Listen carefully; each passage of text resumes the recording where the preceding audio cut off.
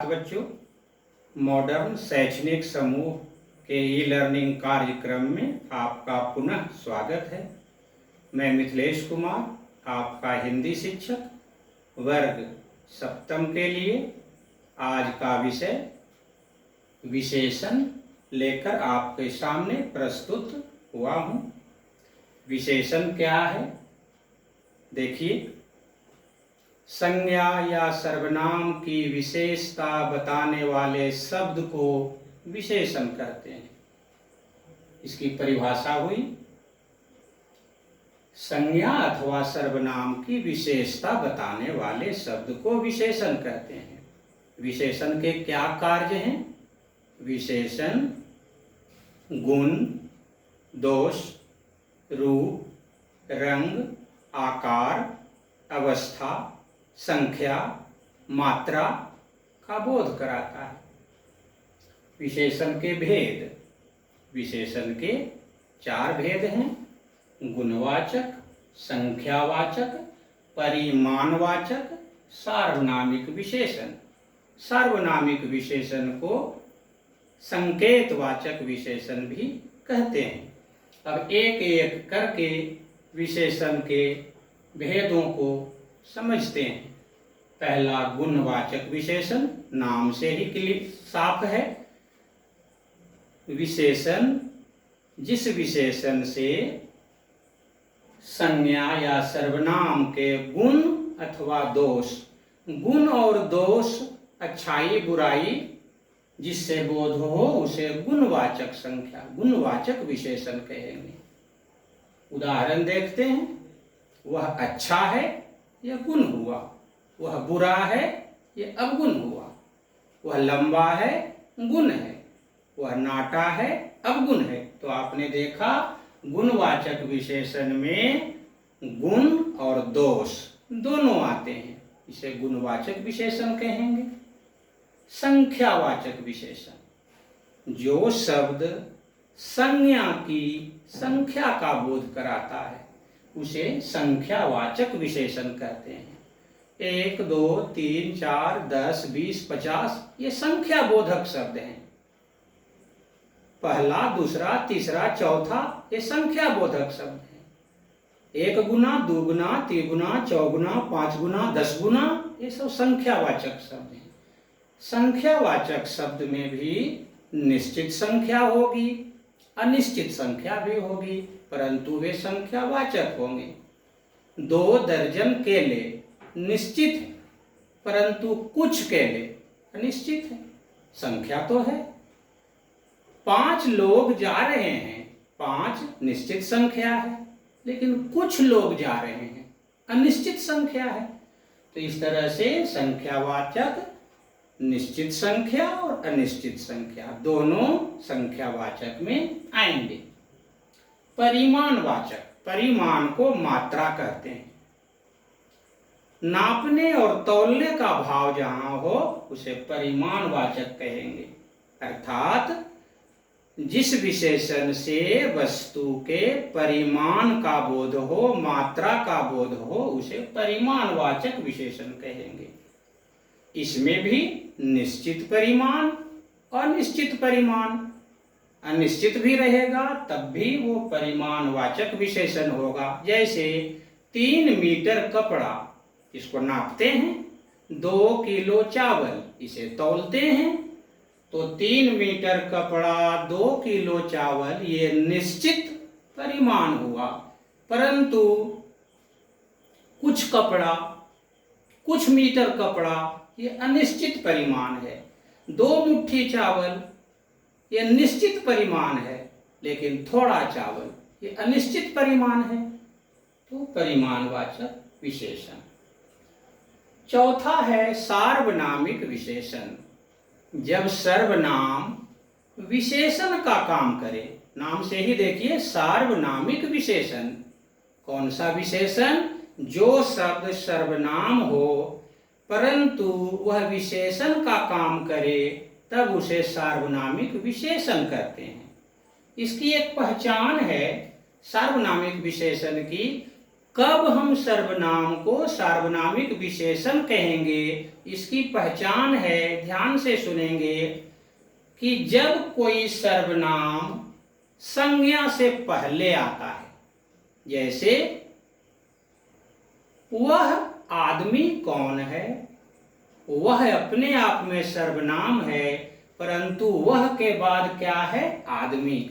आदमी संज्ञा है, अर्थात संज्ञा के पहले जब सर्वनाम आए तब वह सार्वनामिक विशेषण होगा।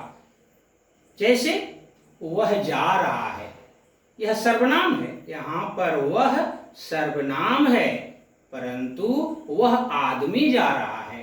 दूसरी बार में वह विशेषण है, क्योंकि आदमी के पहले आए। तो जब सर्वनाम संज्ञा के पहले आए तो वह सार्वनामिक विशेषण हो जाता है। दूसरा उदाहरण देखें, वह मेरा विद्यालय है, यहाँ पर वह सर्वनाम है, परंतु दूसरी बार देखें, वह विद्यालय मेरा है, वह शब्द विद्यालय से पहले आया। विद्यालय संज्ञा है, तो संज्ञा से पहले जो सर्वनाम आए और वह विशेषण का काम करे तो उसे सार्वनामिक विशेषण कहते हैं। विशेषण की रचना, विशेषण की रचना हम 4 तरीके से करते हैं, संज्ञा से, सर्वनाम से, क्रिया से और अव्यय से। कुछ उदाहरण ले। गुलाब संज्ञा है, इसका विशेषण गुलाबी। घर संज्ञा है, घरेलू। रंग रंगीन। बाजार बाजारू। ग्राम ग्रामीण। ये सभी शब्द संज्ञा हैं, संज्ञा से विशेषण बनता है। दूसरा सर्वनाम से विशेषण, मैं, तुम, यह, वह, कौन, जो, ये सारे शब्द सर्वनाम हैं, परंतु इसका विशेषण मैं, मुझसा या मेरा, तुम, तुझसा या तुम्हारा, यह ऐसा, वह वैसा, कौन कैसा, जो जैसा। ये सारे सर्वनाम के विशेषण आपने देखा, सर्वनाम से विशेषण बनते हैं। क्रिया से विशेषण, ये सारे शब्द क्रिया हैं, बेचना, पढ़ना, टिकना, खाना, लड़ना, ये सारे क्रिया हैं। इसकी पहचान आसान है, अंत में ना होगा। बेचना, पढ़ना, टिकना, खाना, लड़ना ना है तो ये क्रिया है, परंतु इससे विशेषण कैसे बनाएंगे? बेचना बिकाऊ विशेषण हुआ, पढ़ना पढ़ाकू, टिकना टिकाऊ, खाना खाऊ, लड़ना लड़ाकू विशेषण बन गया। अव्यय से, ये सारे शब्द अव्यय हैं जिसका रूप न बदले, ऊपर नीचे भीतर अंदर पीछे, ये सारे शब्द अव्यय हैं। अव्यय से विशेषण ऊपर ऊपरी, नीचे निचला, भीतर भीतरी, अंदर अंदरूनी, पीछे पिछला, ये सारे शब्द विशेषण बन गए। विशेषण 4 तरीके से बनते हैं। विशेषण और विशेष्य को थोड़ा समझेंगे। सीता सुंदर लड़की है, इसमें सुंदर शब्द विशेषण हुआ, परंतु सीता विशेष्य हुआ। ध्यान से सुनेंगे। विशेषता बताने वाले शब्द को विशेषण कहते हैं। सीता सुंदर लड़की है, इस वाक्य में विशेषता बताने वाले शब्द कौन है? सुंदर। सुंदर विशेषता बताने वाला शब्द है, तो इसलिए सुंदर विशेषण हुआ। किसकी विशेषता बताई जा रही है? सीता की, तो सीता विशेष हुआ। राम अच्छा लड़का है, अच्छा विशेषण है, राम विशेष्य है। वह ईमानदार है, ईमानदार शब्द विशेषण हुआ और वह विशेष्य हुआ। जिसकी विशेषता बताई जाए वो विशेष्य, और विशेषता बताने वाले शब्द को विशेषण कहते हैं। सार्वनामिक विशेषण फिर थोड़ा सा देखते हैं कि जब सर्वनाम संज्ञा से पहले आ जाए तब वह सार्वनामिक विशेषण होगा। जब वह क्रिया से पहले आए तो सर्वनाम होगा। जैसे यह देखो, देखना क्रिया है, क्रिया के पहले यह सर्वनाम है, ये निश्चित रूप से यहाँ पर सर्वनाम है। यह देखो, इस वाक्य में यह शब्द सर्वनाम है। दूसरी बार देखें, यह पुस्तक देखो, ये विशेषण हो गया। क्यों? क्योंकि पुस्तक से पहले यह आया, यह सर्वनाम है, पुस्तक संज्ञा है, तो संज्ञा से पहले जब सर्वनाम आएगा तो वह सार्वनामिक विशेषण होगा। प्रविशेषण, विशेषण की विशेषता बताने वाले शब्द को प्रविशेषण कहेंगे। जैसे राम अच्छा है, अच्छा विशेषण है। अब अच्छा की भी विशेषता बताते हैं, राम बहुत अच्छा है। अब अच्छा का विशेषता बताने वाला शब्द आ गया बहुत, तो बहुत हो गया प्रविशेषण। वह भला आदमी है, इसमें भला शब्द विशेषण है। अब इसको प्रविशेषण करेंगे तो वह बड़ा भला आदमी है, तो बड़ा प्रविशेषण हुआ। राम नेक है, नेक शब्द विशेषण है, परंतु राम बहुत नेक है, तो बहुत प्रविशेषण हुआ। प्रविशेषण की परिभाषा हुई कि विशेषण की विशेषता बताने वाले शब्द को प्रविशेषण कहते हैं। वह निहायत कमजोर है, कमजोर शब्द विशेषण है, परंतु कमजोर की विशेषता निहायत शब्द से बताई जा रही है, इसलिए निहायत प्रविशेषण।